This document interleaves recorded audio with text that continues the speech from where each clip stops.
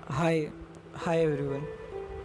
Actually video शुरू करने से पहले मैं थोड़ा सा अपने बारे में बताता हूँ। मेरा नाम प्रशांत है और बेसिकली मैं एक इंजीनियरिंग का स्टूडेंट हूँ। मैं एक ऐसा बंदा हूँ जो सोशल मीडिया पे बहुत ज़्यादा एक्टिव रहता है और कुछ पिछले 1-2 हफ्ते से बिल्कुल ना के बराबर एक्टिव था। उसका रीज़न भी मैं बता देता हूँ। मैं इन दिनों कोरा पे बहुत एक्टिव था और कोरा पे मेरे कंटेंट को लोग बहुत देख रहे थे, बहुत पसंद कर रहे थे। फिर देन मैंने रियलाइज़ किया कि लोगों को क्वेश्चन का आंसर वीडियो के जरिए देना चाहिए और मैं वापस अपना वीडियो मतलब यूट्यूब चैनल शुरू करना जा रहा था। उसके लिए कैमरा तो था नहीं, मैंने सोचा कम से कम माइक मंगा लेते हैं। जिस दिन माइक आया उस दिन मेरा भाई आके कहता कि भैया सुशांत सिंह राजपूत नहीं रहे, उन्होंने सुसाइड कर लिया।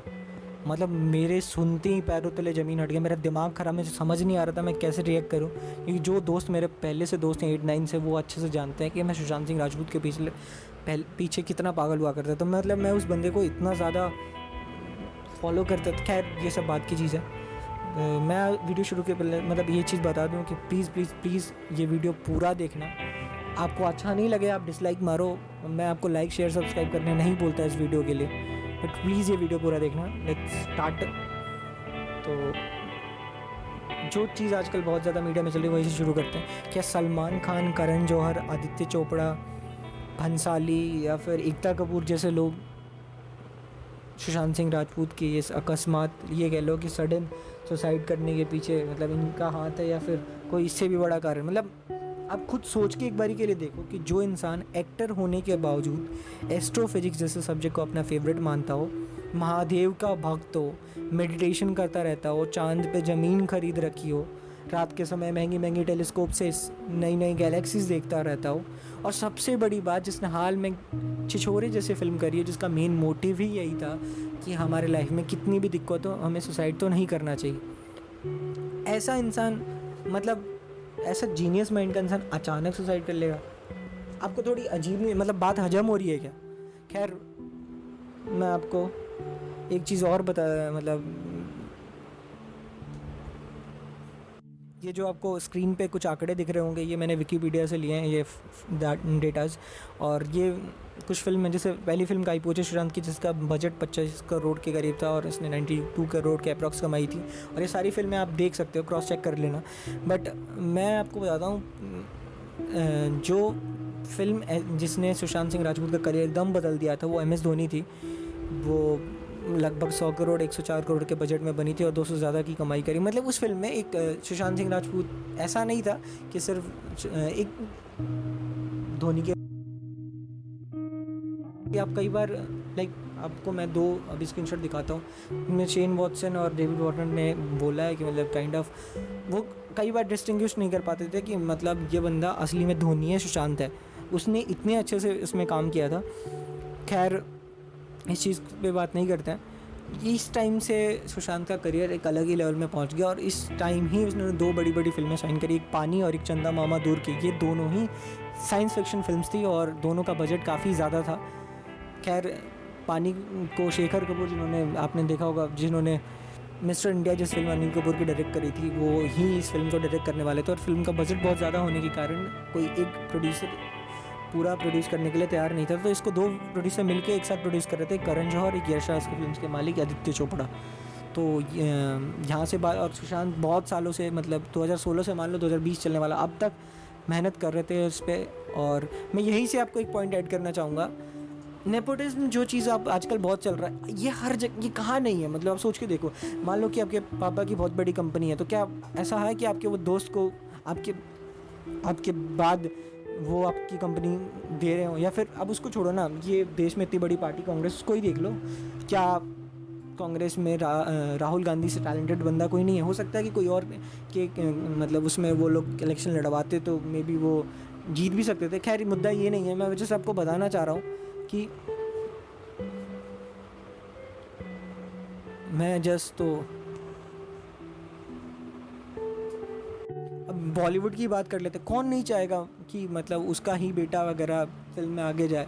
ये हर जगह होता है। बस हमें उस जगह में, मैं यहाँ पे किसी प्लीज़ किसी को जज नहीं कर रहा, नहीं आप मेरे को किसी चीज़ को लेकर सोचें। सब जगह अभी धर्मेंद्र सर ने भी अपने एक इंटरव्यू में बोला है कि बॉलीवुड में कोई नहीं चाहता कि कोई बाहर से आके उनके यहाँ राज करे। कभी आपने कंगना की भी वीडियोस देखी हो, बहुत सारे लोग भी बोल रहे हैं। अभी बहुत सारी चीज़ें एक साथ। अब यहीं से शुरू होता है। अब जैसे रणवीर सिंह को ही देख लो, उसकी फिल्में क्यों चलती है, लोग उसको क्यों मतलब पसंद करते, उसकी फिल्में भी चल रही हैं, वहाँ पे काम भी मिल रहा है, उसको चापलूसी करना आता है। उसने संजय लीला, अब यहाँ पे आप ये मत कि सर मैं रणवीर सिंह को भला बुरा कह रहा हूँ या फिर आप मेरे को इस चीज़ के लिए गाली देने लग जाओ, अगर आप में से किसी का फेवरेट रणवीर सिंह हो तो।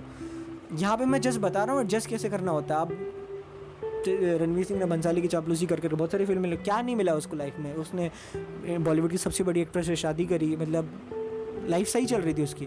मैं उसमें और सुशांत में डिफरेंस बताता हूँ। सुशांत सिंह राजपूत कुछ जो बहुत ज़्यादा जीनियस माइंड का बंदा होता है ना, वो उसको ना तो दुनिया एक्सेप्ट करती है ना वो दुनिया को एक्सेप्ट करती है, उसका दुनिया देखने का नज़रिया ही अलग होता है। मैं आपको एक अभी जो कृति सेनन ने एक पोस्ट करा उसके ज़रिए बताना चाहूँगा। उसमें कृति सेनन ने साफ साफ लिखा है कि मैं सुशांत, मैं तुम्हें जानती थी कि तुम्हारा जो ब्रिलियंट जीनियस माइंड है वो तुम्हारा सबसे अच्छा दोस्त भी और दुश्मन भी। मतलब मैं सोचा नहीं था कि इतना बड़ा कुछ हो पाएगा करके। ये खैर तो इस चीज़ पे बाद में बात करते हैं। मैं जस्ट ये बताना चाह रहा हूँ कि ये बंदा ऐसा था, इसको जो है अंदर जो है वो बाहर है, मतलब अंदर कुछ नहीं रखना। बंदा सीधा मना कर देता था, अगर पसंद नहीं है तो मना कर दिया वगैरह वगैरह। ये चीज़ बेफिक्र फिल्म पहले इसको दी गई थी, जिसको बाद में रणवीर सिंह और वानी कपूर ने किया था, बट इन्होंने मना कर दिया। ये चीज़ लग गई है आदित्य चोपड़ा के दिल पे, ईगो पे, कि ईगो ने बहुत लोगों की ज़िंदगी बर्बाद करी है। ये बात हमेशा याद रखना। अब उसने बोला कि तुम इतने बड़े एक्टर तो नहीं हो गए कि तुमने मेरी फिल्म करने से मना कर रहा है। अब ये गुस्से में उन्होंने जो फिल्म प्रोड्यूस करने वाले थे पानी, जिस पे इतने सालों से काम कर रहे थे, प्रोड्यूस करने से मना कर दिया। उनके मना करने करण जौहर ने भी हाथ खींच लिया। अब यहीं पे वो थोड़ी नेपोटिज्म वाली बात आ जाती है कि अगर कोई स्टार किड का बेटा होता है यहाँ पे जो इतने साल से किसी फिल्म प्रोजेक्ट पे काम कर रहा तो शायद कोई पीछे नहीं हटता। यहाँ पे उनके साथ नाइंसाफ़ी हो, और ये चीज़ होती है। मतलब इस चीज़ से वो बहुत ज़्यादा डिप्रेस हो गए। और आप अगर शेखर कपूर का ट्वीट देखें तो उसमें उन्होंने साफ साफ जाहिर किया है कि मुझे पता है कि तुमको किसने डुबाया और तुम मेरे कंधे पे इस चीज़ को लेके काफ़ी रोया करते थे। एक चीज़ और बताना चाहूँगा, आप सलमान खान की बात भी बहुत ज़्यादा हाईलाइट होती है, मैं उनका भी बात बताता हूँ। जब सूरज पंचोली की पहली फिल्म रिलीज़ हुई थी हीरो करके, तो वो एक पार्टी में सुशांत को मिले। सुशांत ने किसी बात को लेके मतलब मजाक किया होगा, वो चीज़ का बुरा शायद सूरज को लग गया होगा। उन्होंने जाके सलमान से चुगली कर दी। सलमान ने उनकी पहली फिल्म प्रोड्यूस करी थी, सलमान ने सुशांत को कुछ सुना दिया और काइंड ऑफ तब से उन दोनों में थोड़ी अनबन हो गई। तो सलमान भी फिल्म प्रोड्यूस करने को तैयार नहीं थे। और ये बात जो अभी KRK ने अभी अपने बोला है कि ये जो 5 बड़ी ये जो भी है, मैं आपको साइट में दिख रहा होगा, ये अगर आपको फिल्म देने से मना, अगर ये चाहे तो किसी का भी करियर बना और बिगाड़ सकती हैं। तो यही हुआ, कोई प्रोड्यूस करने को तैयार नहीं था। अब ये चीज़ बंदा अंदर ही अंदर घुटने लग गया। अब ये चीज़ बहुत परेशान कर रही है। मैं आपको एक और चीज़ बताता हूँ, एक और एंगल आप समझने की कोशिश करो। सुशांत सिंह राजपूत अंकिता लोखंडे के साथ 6 साल तक लिव इन रिलेशनशिप में थे, जो उनकी पवित्र रिश्ता फिल्म की सीरियल की को एक्ट्रेस थी।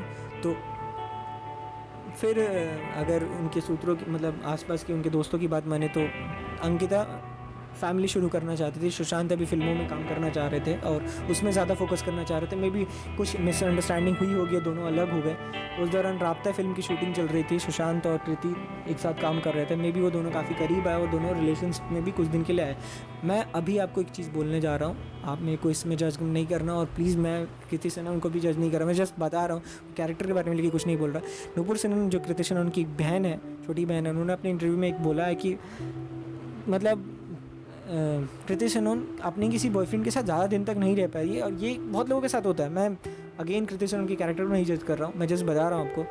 तो मे भी कुछ हुआ होगा और दोनों अलग हो गए होंगे। अब एक ह्यूमन नेचर है कि अगर आप किसी पहले के लिए किसी दूसरे के पास जाते हैं, पहले को छोड़ के, पहली गर्लफ्रेंड या और दूसरी के पास जाते हैं, और अगर दूसरी चली जाती है तो हमें पहली की बहुत याद आती है।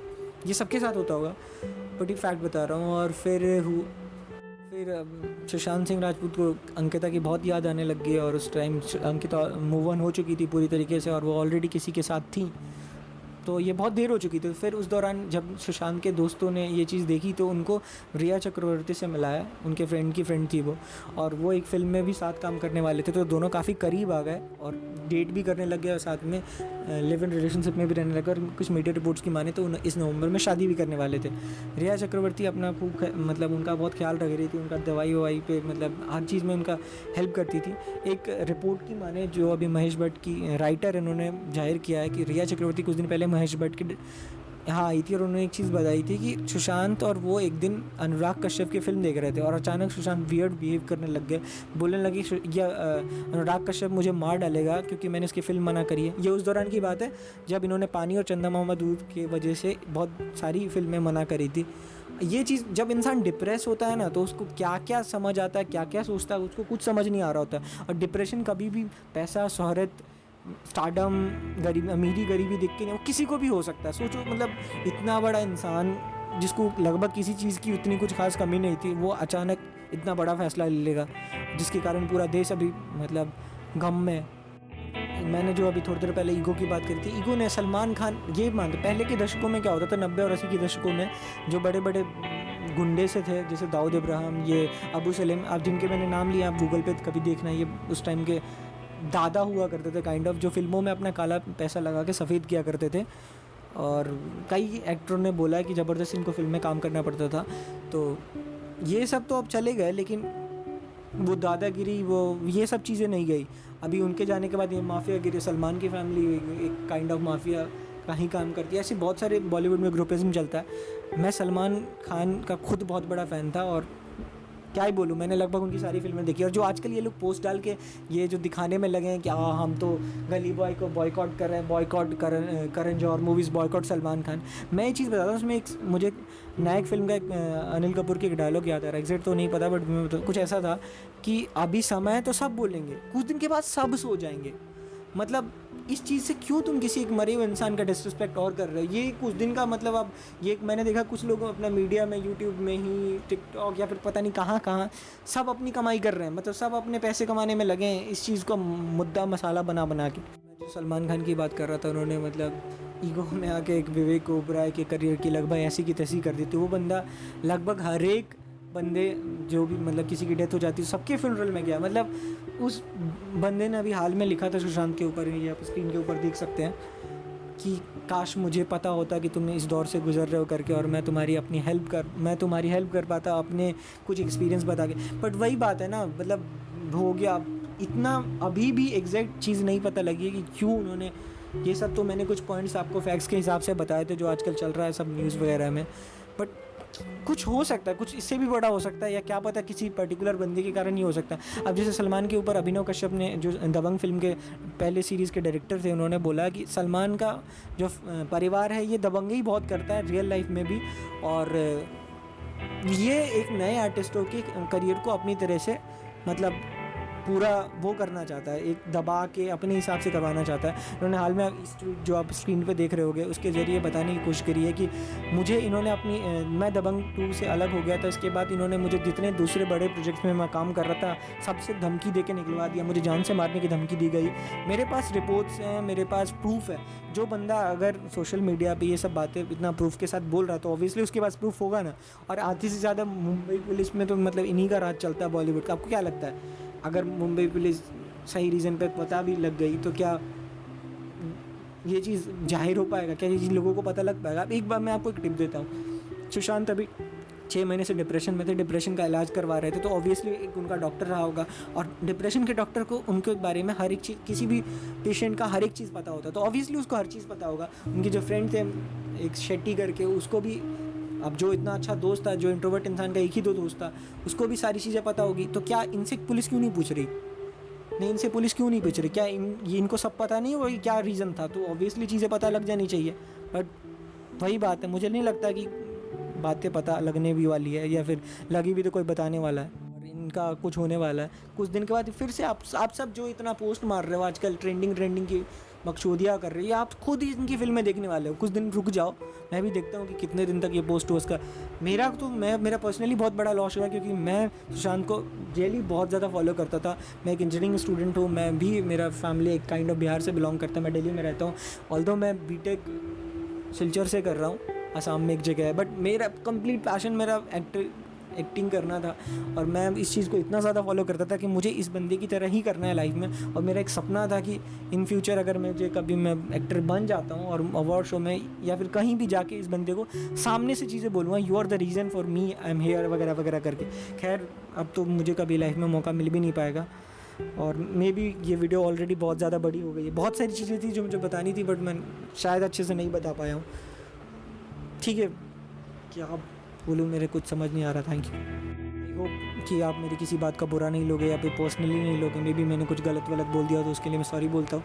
मैं फिर से ये चीज़ बोलता हूँ, अगर आपको वीडियो अच्छी नहीं लगे आप डिसलाइक मारो, सब अनसब्सक्राइब कर दो, कोई दिक्कत नहीं है, बट किसी चीज़ का अलग वे में मत लेना। Thank you.